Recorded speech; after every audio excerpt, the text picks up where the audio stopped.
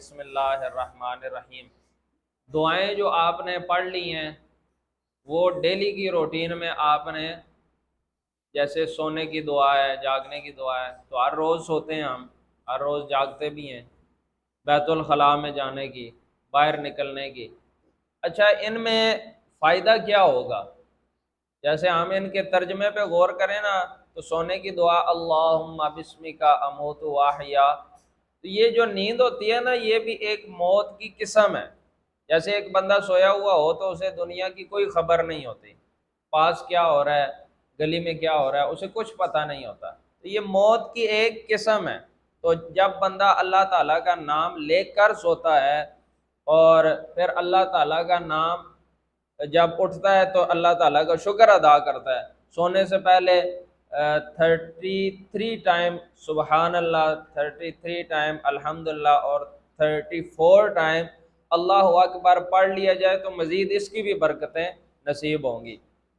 تو یہ آپ نے ڈیلی کی روٹین میں کرنا ہے۔ پھر ہم واش روم ڈیلی جاتے ہیں، تو آپ کو پتہ ہے کہ یہ جو جنات ہوتے ہیں نا، جن ہوتے ہیں جو، یہ گندی جگہ پر بھی پائے جاتے ہیں، اور واش روم گندی جگہ ہے۔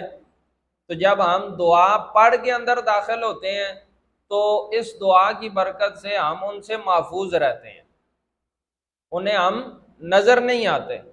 ٹھیک ہے، واش روم میں اکثر جنات ہوتے ہیں، تو یہ دعا پڑھنے کا یہ فائدہ ہے۔ پھر باہر نکلتے ہیں تو اللہ تعالیٰ کو شکر ادا کرتے ہیں کہ جس نے ہمیں ان سے محفوظ رکھا۔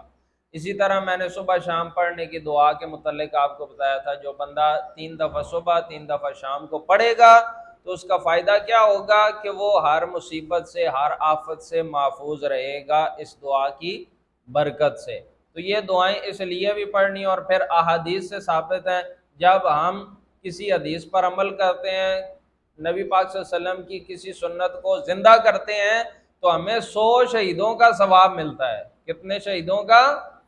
100 شہیدوں کا۔ تو ہم نے اس وجہ سے بھی یہ دعائیں پڑھنی ہیں۔ ٹھیک ہے۔